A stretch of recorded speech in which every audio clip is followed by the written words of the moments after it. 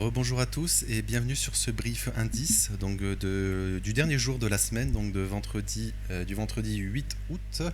On va voir donc le SP500, Nasdaq, DAX et CAC 40. Donc on va commencer donc S&P 500, très intéressant. On est sur les futures. Donc on avait vu hier, on avait cette zone justement hier en 4 heures. De Fair Value Gap 4 heures ici. Donc on est venu, c'est presque clinique on va dire, on est vraiment revenu au top et on rejette pour le moment. Donc très intéressant parce qu'on a eu une vraie semaine haussière, hein. On a l'ouverture de la semaine et ici, si vous regardez, j'ai la ligne rouge ici. Ouverture semaine, on pump, on retrace un peu, on pump. Et là on est en fin de semaine, on est dernier jour de la semaine, hein.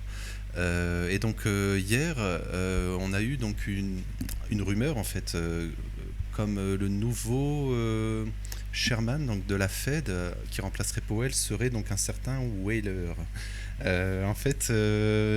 Wall Street n'a pas du tout apprécié ça, donc c'est pour ça qu'on a eu un gros retracement en fait, hein, à cette rumeur. Voilà, je vais corriger. Hop. Tout simplement parce que je l'ai dit dans le brief crypto ce matin, apparemment, ce qu'il a dit, il prendrait plutôt des décisions pas sur des statistiques comme le fait Powell, mais sur des forecasts, sur des prévisions. Et donc, alors c'est ce qu'il dit. Il dit peut-être cela pour être élu ou voilà, peut-être qu'il changera ensuite, hein, on ne sait pas. C'est ce qu'il a dit, et donc les marchés n'ont pas aimé, et donc on a retracé, hein, tout simplement. Là, en fait, en début de séance, on avait bien monté, voilà. Alors, pardon, on est plutôt comme ça. Je vais corriger ça vite fait. Voilà. Voilà, en fait, hier, en fait, on en avait parlé, hein, c'était probable de revenir dans cette zone. Et là, si on avait un signal de retournement, ça serait une excellente zone de short. On l'a pas eu, on a été donc plus haut, on a totalement comblé la FVG donc 4 heures ici, et on s'est fait rejeter donc avec cette on va dire rumeur, on va dire pour le moment il n'y a rien d'officiel, hein. C'est juste le favori pour le poste. Là on a une situation très intéressante, on a une grosse bougie rouge ici, si vous regardez, et donc là on est en train de la retravailler. Voilà, en fait ça a créé un fair value gap. Pour le moment on le travaille, on se fait rejeter pour le moment. Donc normalement on serait dans une continuation baissière. Techniquement c'est ce qui se passe. Ce qui se passerait en fait, on arrive dans ce fair value gap ici, début de séance ici à 2 heures, hop, on monte un peu, pour le moment on se fait rejeter. Donc techniquement on devrait donc c'est très intéressant je pense le S&P, parce que techniquement on devrait donc aller là, refaire un plus bas, le plus bas de la veille, en fait, retester le plus bas de la veille. Et en fait, on a tous ces ouvertures très proches. Donc on a l'ouverture daily ici qu'on avait vu, hein, qu'on n'a pas du tout retesté. Donc c'était de mercredi. Après on a l'ouverture de Wall Street donc à 15h30 de lundi. Donc c'était à ces niveaux, je l'ai mis, hein, c'est en 30 minutes plutôt. Et ensuite on a l'ouverture de semaine ici. Voilà, en fait on a ouvert cette semaine gap baissier, on monte toute la semaine. Et est-ce qu'aujourd'hui, justement, vendredi, les vendredis sont généralement des journées de livraison de prix, donc est-ce qu'aujourd'hui on va piéger tous les acheteurs de la semaine? J'en ai parlé hier, hein, généralement le jeudi, vendredi, ce sont des journées possibles pour ce genre de choses. Alors est-ce qu'aujourd'hui, voilà, le job est déjà fait, on va dire, et là, voilà, on va au moins retester l'ouverture de Wall Street lundi. Voilà.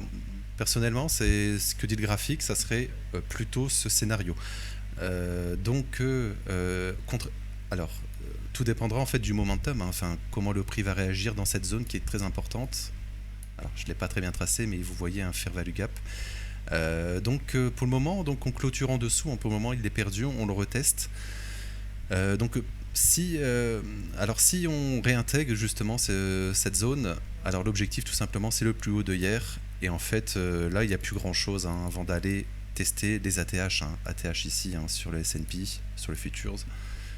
Voilà, je vais repasser en UT plus haut, voilà, nouveau plus haut, hein. Alors pour le moment, en fait, on a eu l'ouverture donc du mois ici. On a retracé cette semaine, on retrace donc l'ouverture, enfin le premier jour du mois de vendredi. J'ai fait une vidéo, hein, la semaine passée sur ça. On le retrace et donc là on comble tout le fair value gap. Alors voilà, est-ce qu'on est dans un sommet descendant? Pour le moment c'est C'est ce qui est le plus probable pour le moment, vu le graphique et ce qui se passe ici. Mais si, voilà, si on repasse ce fair value gap 1 heure, là c'est un nouvel ATH. Donc je vais passer donc sur le Nasdaq. Donc Nasdaq très similaire finalement. On avait également identifié cette zone de double FVG 4 heures ici, hop, si vous voyez. Donc pour le moment, comme sur le S&P, Nasdaq est un peu plus fort. Donc S&P, donc un peu la même chose, on s'est fait rejeter.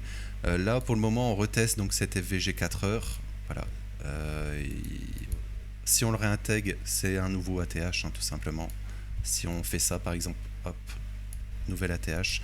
Après, on pourrait très bien donc corriger, comme je dis, aller chercher les niveaux importants sur le S&P par exemple, donc retracer. Et semaine prochaine, on pourrait totalement faire un sommet ascendant. Semaine prochaine, un nouvel ATH. Là, je parle du très court terme. Voilà, donc pas grand chose à dire sur. On a également la même chose, ouverture weekly sur un gap baissier. On était revenu voir l'ouverture de Wall Street ici. Sur le Nasdaq, on l'avait fait, on l'avait retesté. Ouverture de Wall Street lundi de la semaine, donc on est revenu le tester. Donc voilà, pas grand chose à dire. Voilà, S&P, donc là l'indice, donc vous voyez bien ici, on a ouvert juste, voilà, juste de la haussière, on se fait rejeter. Voilà, pour moi, continuation baissière reste le plus probable aujourd'hui, une correction. Vu le graphique, si on ne perd pas le fair value gap 1 heure, si on ne le réintègre pas et qu'on le dépasse.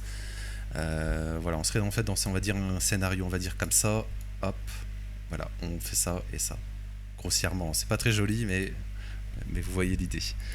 Donc le Nasdaq, ça sera très similaire. Oui. Voilà, on est très proche des ATH. On pourrait très bien donc retracer aujourd'hui, semaine prochaine, prise du plus haut donc de cette semaine, et donc en début de semaine par exemple, et on pourrait se faire rejeter aussi sans problème. Alors je vais aller sur le DAX. DAX très intéressant parce qu'on en avait parlé plusieurs fois. Donc DAX, on avait dit, donc hier, on était donc à ces niveaux. Je vais aller, oui, voilà. On en avait parlé donc sur le DAX, cette zone de gap qui est très intéressante. Donc en fait, comme sur tous les indices, on est dans un fair value gap en fait. Je ne l'ai pas tracé. Alors là, c'est moins évident, le DAX est plus fort. Mais vous voyez le truc. Hop.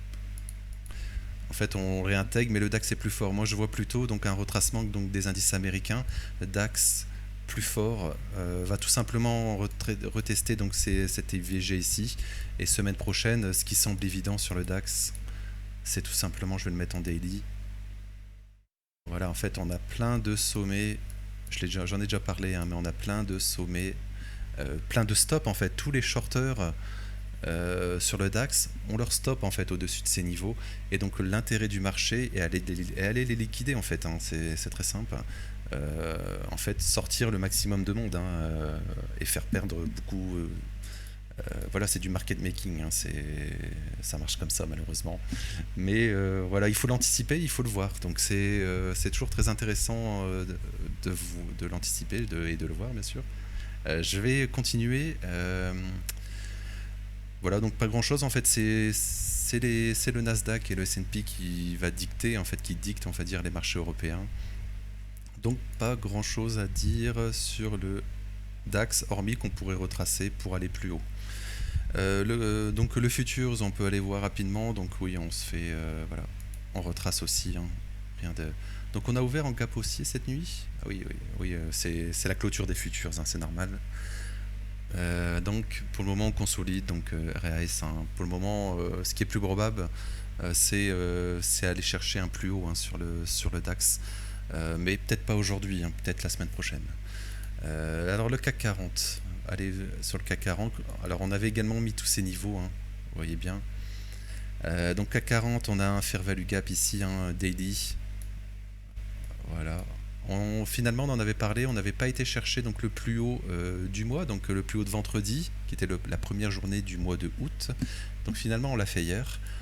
On en avait parlé que c'était possible. Donc on a été, et donc on suit les indices américains. Il y a zéro secret sur les indices européens. Donc pour le moment, on peut se faire rejeter, là on va sur le gap, on peut aller combler un peu plus, pourquoi pas, un dernier petit plus haut pour combler le gap, pour aller voir plus bas, ça semble, voilà, ce qui correspondrait donc au DAX, aller faire un plus haut. Voilà.